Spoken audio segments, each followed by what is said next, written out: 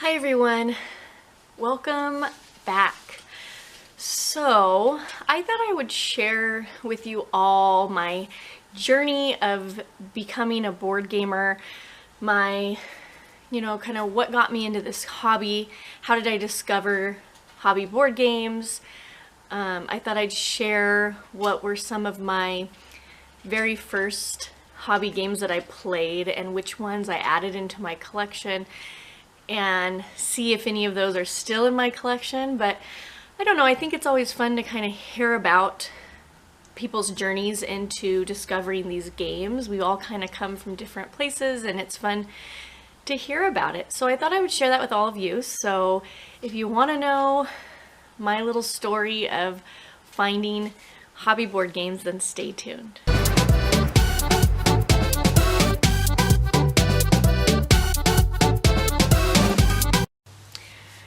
Welcome back. My name is Alisa, and on my channel I like to talk about all things board game and physical media related. So today I wanted to share my journey. So I'm just gonna jump right in and start with when I was a little girl. So I would say I've been a board gamer my whole life. I loved board games as a little girl, and I also really enjoyed card games. So I got first introduced to mini card games through my grandma, and when she'd babysit or we'd go to her house, she played a lot of card games with my brother and I. So I remember her teaching me golf and King's Corner, as well as, Go Fish. We'd play Go Fish at her house. She also played checkers a lot, and I would say that's kind of what started it all for me. I remember seeing my parents play games like Taboo with their friends, and usually when we went camping they would bring cards, just a regular deck of cards, and there was just various games we'd play. So I definitely always enjoyed card games, and I just started really liking board games. So I would say most Christmas and birthdays I usually wanted board games. So if you knew me as a child, my whole entire closet in my room was full of board games. That's what took up most of the space. So I thought I'd share some of the games that I really liked playing as a little girl. I do have some of the games that I played when I was little, and my mom kept them all these years, and so I have them at my house now. So yeah, I thought I'd share those. So Rummy Cube was a game I played a lot with my family, and now that I've discovered these games, it's kind of, I guess, my first tile laying game, but it's got that rummy with the runs and the sets, which is a lot of the reason why I really enjoy rummy style type card games, and still to this day I do, and I enjoy if I find any card games that kind of have that in there. Same with like poker, but we played this all the time. This is still the one we had when I was little, and I've kept it. The next one that I loved when I was little was Skip Bo. I've played this game so many times, who knows, it's at least 100. And this is the same original one I had when I was little.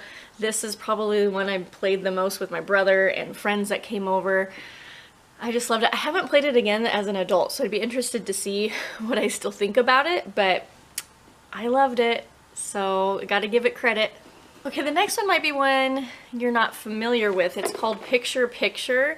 I remember my brother and I playing this all the time, and it's a game where it came with these different pictures, and you'd put it into this stand and you'd place it in the middle of the table, and then you had a card that had the alphabet on it, and you had to find different objects that began with every letter of the alphabet, and you had a certain amount of time to do that.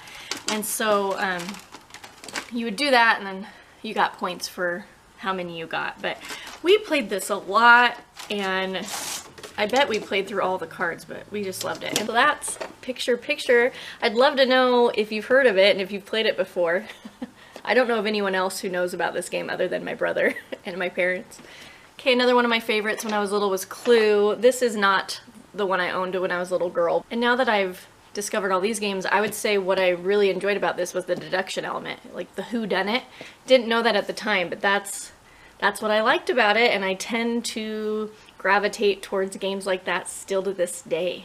Okay, and the last one I thought I would share with you was another one of my favorites when I was a little girl, and that is 13 Dead End Drive. This actually is not the one I had when I was little. I think we'd gotten rid of it, but I found it at a thrift store for like $2, and it has all the pieces in it, so I was super excited to find it, and I definitely grabbed it. But what was cool about this game is it had a 3D element to it, and depending on where you were, like this place, you could go into the fireplace and disappear. I loved this game. When friends came over, I always played it. This was one of my favorites. A few others, I had Mall Madness, I had Sweet Valley High, I had a couple Disney themed ones. Yeah, I loved games. And the last thing I thought I'd share with you from when I was little is we'd go camping all the time growing up. And one Christmas my parents bought me this tin. This is the same tin, and it came with a couple deck of cards that had Santa on them. And I would take this every Christmas and we would play Shanghai Rummy, and inside my tin I have written the different sets that you do in Shanghai Rummy, because it's it can take a while, and there's lots of different, you just got to know each hand and round what you're supposed to be doing. But I still have this. This brings back so many awesome memories for me, and I'll still take this camping, and it's one of those that, you know, games and traditions I want to pass on to my kids. But yeah, so I thought I'd share that. I'm a huge Shanghai Rummy fan. That's still one of my favorite card games. Okay, so then let's fast forward quite a few years. I went to college, and I would say college I kind of took a hiatus. And after college, I met my husband, and when I met him, he also enjoyed games. I remember he had quite a few board games that he had owned, and they were the traditional, you know, mass market games that you find in the store. And when we got married, I brought a lot of the same ones that I had, so we once again had a closet full of board games. And we would typically go to, you know, Target and Walmart and look for games that could be possibly good for two-player, or games that we could play, kind of party-style games. So again, games you'd find in the mass market, and at the time, Target didn't carry the types of games they had now. So, you know, back then we were still playing Cranium, Taboo, those games, and a lot of those games I have gotten rid of, I guess, just because I've found some other party-style games I've enjoyed more. But it was still kind of, I've discovered that all of this has kind of left little seeds, and it's led me to where I'm at now. But a game that we did discover together through actually some family friends is a party style game, and it's called The Game of Things. And you can still find this in Target. It doesn't come with the nice wooden box anymore, though. I haven't seen the wooden box in a while. But this, you know, kind of, I remember finding out about it, and gosh, we just loved it, and we played it all the time with our friends and family. And this is still one of my favorite party games, and I've kept it in my collection since then. But that was kind of a newer one I had discovered once I was an adult. Okay, so, you know, as the years went by, and it was before we had children, I continued to look for games. So I'd say that no one really ever introduced me to anything that got me into the hobby. I'm a board gamer at heart, and so I would always do research. I was always looking for games. And we went to a hobby store, and in that store is where I found Ticket to Ride. And I saw all the different versions of Ticket to Ride, and I kind of was like, what is this? So I did research, and around that time I think Amazon had finally been invented. And it's crazy to think life without Amazon, I did some research and decided I wanted it for Christmas. And we ended up getting Ticket to Ride and Ticket to Ride Europe. So here I've got Ticket to Ride Europe, but I got it for Christmas. And yeah, so I would say this was probably my first hobby game. But I would not say this was my gateway game, because I enjoyed it. I enjoyed it playing it with my family, but I didn't love it two-player, and still to this day I don't enjoy Ticket to Ride or Ticket to Ride Europe 2-player. I like it 4-player better, but it was kind of like, oh, this is fun, this is cool, this is different than anything I've played before. But it didn't kind of make me want to dive in more. So, but I would say this was the first one I did purchase. So, I guess it's kind of one of my gateway games, but it's not the one that like really fast forwarded my my hobby gaming. After Ticket to Ride, I had received a gift card to a local store that is now closed. It was called Hastings, and they carried some hobby games. And I remember seeing, you know, different games like Pandemic and Carcassonne. So I was kind of curious, researched again on Amazon, and ended up purchasing those two using a gift card. And like I said before, I usually was looking for games I could play with my husband. So Carcassonne we liked, but for some reason, I don't know, it wasn't like it was just okay. I don't know, and it's not in my collection anymore, so I don't have it here to show you, but it's a very popular one. It's a lot of people's gateway games, but for me, it was just okay, and I don't know, we only played it a couple of times, and I don't even remember playing it with friends, so it didn't kind of spark this interest and make me want to research more stuff, and I still hadn't thought, oh, I just didn't know there's all these other games out there after playing that one. Then I played Pandemic. I don't like Pandemic. Sorry for all of you Pandemic fans out there. It's not a game for me, and I've discovered I don't really like a lot of cooperative games. So Pandemic, I didn't like it playing it with my husband, and it was just a kind of a big flop for us. So didn't really get me that interested in the hobby just yet. So again, so this has kind of been a 5-year, from when I was an adult and, you know, met my husband, I'd say it's kind of been 5 years between the time I got Ticket to Ride and then when I really dived into the hobby. So I had my oldest 2 sons, and shortly after my middle son was born, I had done more research and discovered the game Dominion looking online. I usually would look around Christmas time because I always like to have games for Christmas. So here's my Dominion that I got, and this for me was my true gateway game. I just fell in love with this game, and I remember I'll never forget the first time playing it and I was kind of confused, and I'd never, you know, I had no clue what deck building was. And I remember I tried to read the rules and I got confused, and I gave them to my husband. And at the time we thought the rule book was so long. I kind of laugh about it because now we've had way longer rule books, but that's just where we were at that point, you know, in our board gaming journey. This was kind of like a big deal, and oh, this just hit the spot. This was it. I played this, I'm like, what is this? Mind blown. So cool.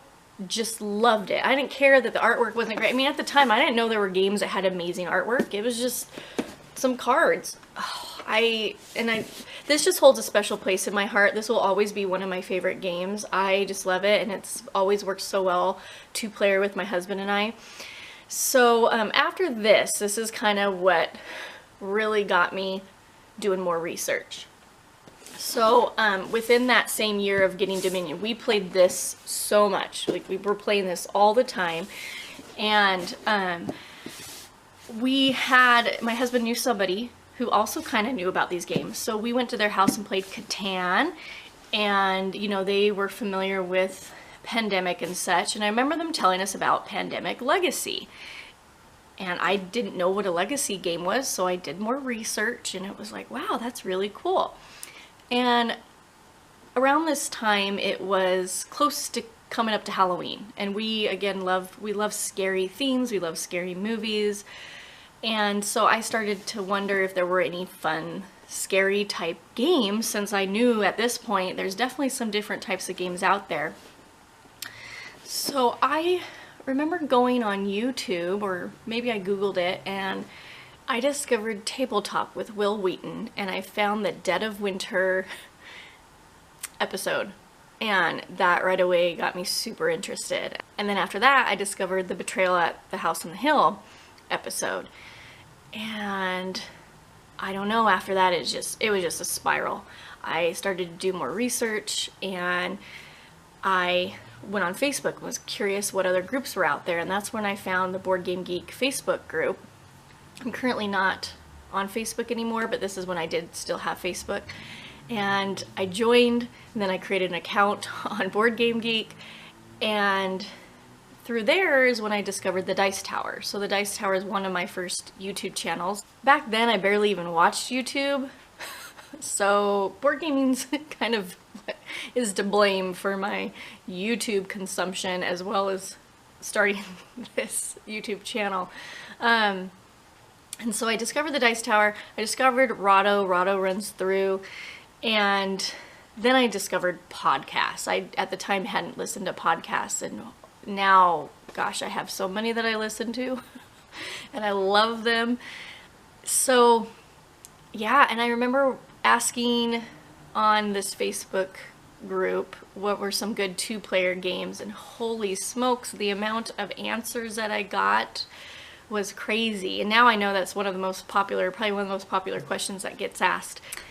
And based on some of those answers, I ended up picking up Jaipur, and we loved it. We still own it, we still play it. I've introduced this to lots of people, and this is a great two-player game. So this was one I was really excited to have as well.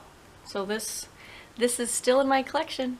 So, you know, it was coming Christmas, did some more research, and then also my husband had another friend who he'd found out had like 300 games, and most of those were hobby games. So right around Christmas time, we played a few of these. He was like, the friend loaned us some, and we ended up playing Agricola. So Agricola was the very first worker placement game.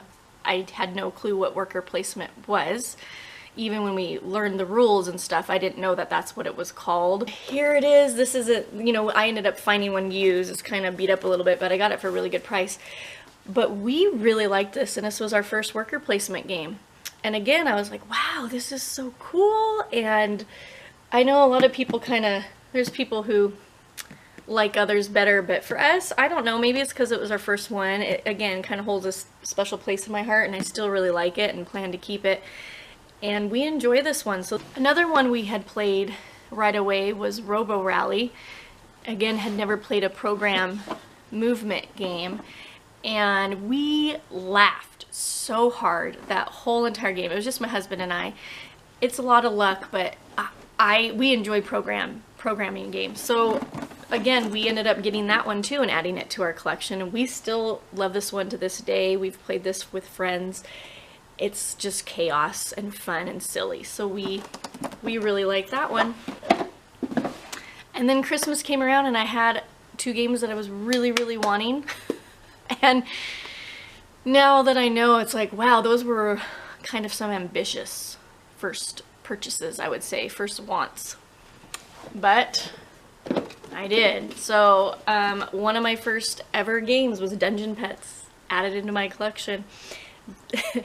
And it's a heavy worker placement game, but Rahdo kind of got me into this one. I remember, I think his wife, it was one of her favorites, and so we played this shortly after Christmas and really liked it. And yes, it's still a brain burner, but I love the theme and still own it. It's still one of our favorites. And then the other one I'd asked for Christmas that my husband got me was Dead of Winter. I'd seen it on tabletop, and I really wanted it. I love the theme. Again, didn't have anything like it, and we ended up playing it Christmas Eve with my family, and you know, nobody else knew about these types of games. I don't know if I'd recommend doing that, but it actually went over really well, and we had a blast. My dad ended up being the traitor throughout it all. So I still own that as well. We really enjoy that one. But, and then after that, it was just, there was no going back. I mean, I discovered more, and I've just deep dived in and am now obsessed with this hobby.